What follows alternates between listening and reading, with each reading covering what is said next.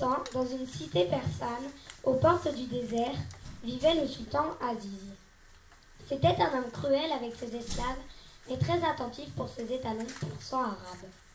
Il vivait dans un sublime palais, décoré de magnifiques éliges. Sur le sol de marbre reposaient de somptueux vases décorés à leur fin et ornés de diamants.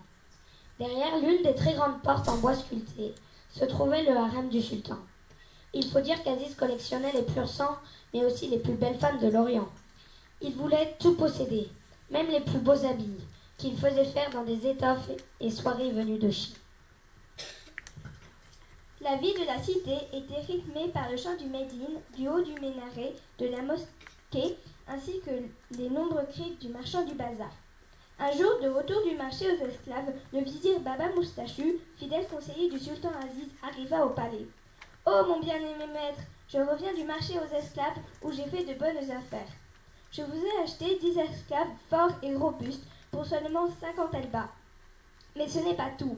J'ai aussi entendu dire qu'une caravane était arrivée ce matin avec un magnifique étalon à la robe dorée. » « Quelle excellente trouvaille !» répondit le sultan. « Je n'en ai pas de cette couleur. Va et ramène-le-moi vite. »« Quel prix dois-je proposer, monseigneur ? Le prix du marchand sera le mien. Prends plusieurs sacs d'elba pour payer le marchand. » Pour le payer. Baba Moustachu s'en alla aussitôt à la recherche du marchand.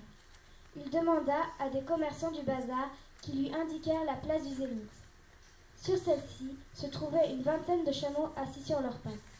Baba Moustachu vit soudain un vieil homme s'approcher de lui. « Que désirez-vous, noble personne ?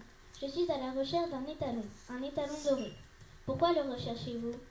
Je suis Baba Moustachu, le grand vizir du sultan Aziz. Mon maître est un grand collectionneur de chevaux de grande noblesse. J'ai entendu dire que vous possédiez un magnifique étalon doré et j'aimerais le voir car Aziz le Grand aimerait l'acheter. Ce cheval n'est pas à vendre car il a un don extraordinaire. Je vais vous raconter son histoire. À suivre.